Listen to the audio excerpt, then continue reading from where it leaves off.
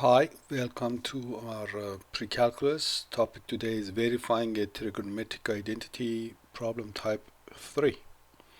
So very similar to the previous two lectures, we are trying to prove certain basic trig identities, and the tools are the reciprocal identities, the quotient identities, Pythagorean identities, and odd even identities. These are the most basic ones.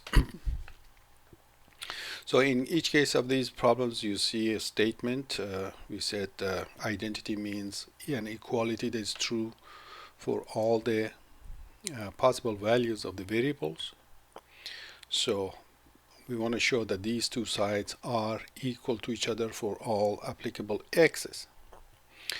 As I mentioned several times, I strongly encourage you to take a piece of paper and try to work this out yourself, aside from whatever is written here. That is, go through the steps to see how you go from one side to the other.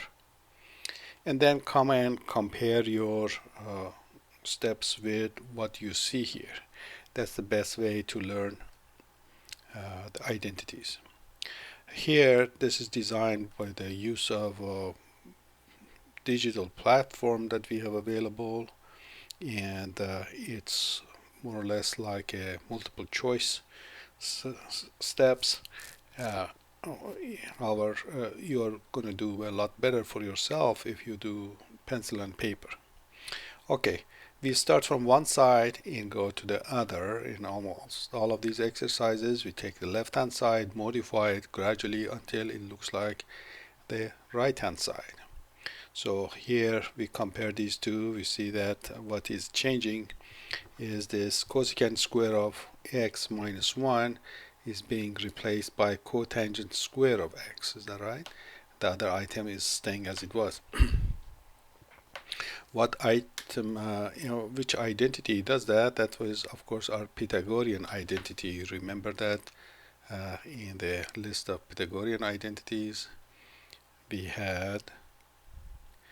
Let's look at the list again. We have 1 plus cotangent square is cosecant square of u.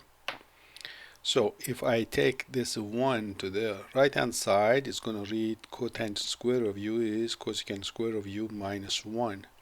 And that is the substitution we are making here. From this to the next one, we are replacing cotangent with the ratio of cosine over sine. Secant is staying the same.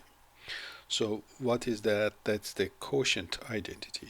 Quotient identity, cotangent is ratio cosine to sine, and that's what we are applying here. So let's apply the quotient identity in this. Oh no, this was the Pythagorean identity, and I click on this one, and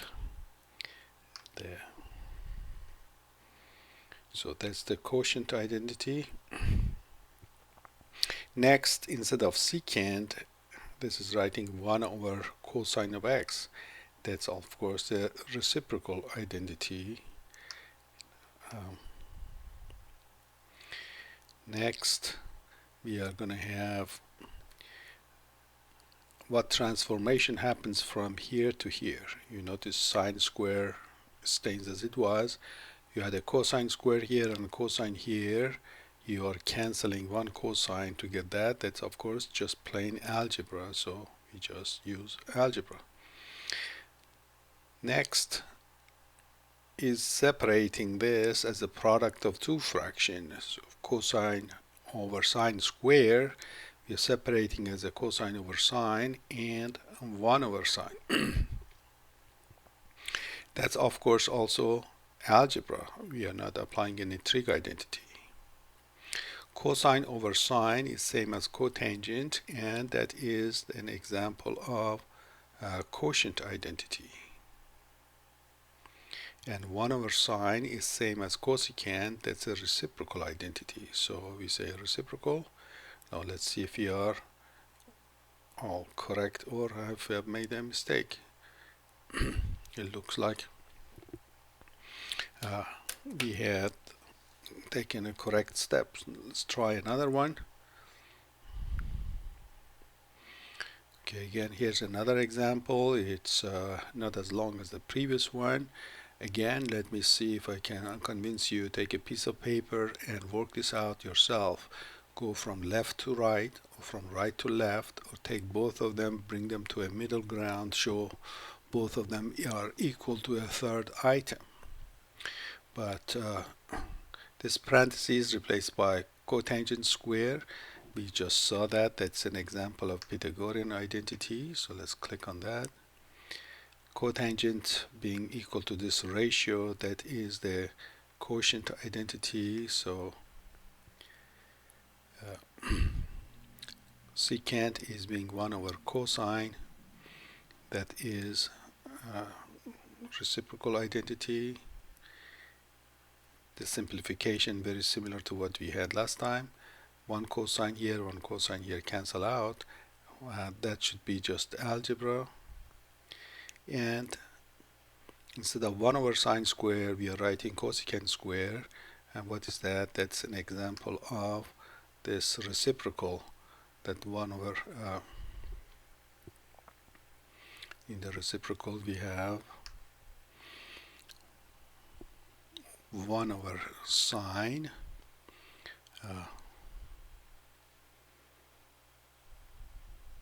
here 1 over sine is cosecant, and of course if you square both sides, 1 over sine square will be cosecant square, which is what we have here. So that is what is happening here. Let's just check one more round.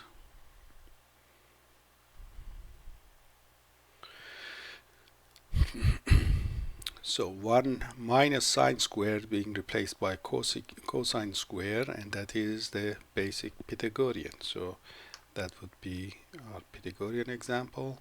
Instead of cosecant, 1 over sine, that is the reciprocal, and cosine over sine is same as cotangent, and that is the quotient identity. Now let's check. Hopefully we are correct. So problems here are very simple.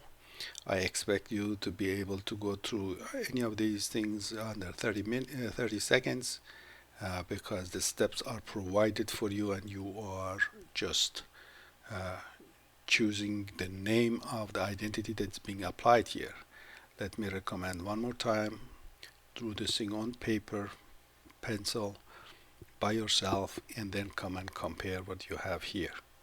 Okay, so it was a short lecture. Until next time, good luck and God bless.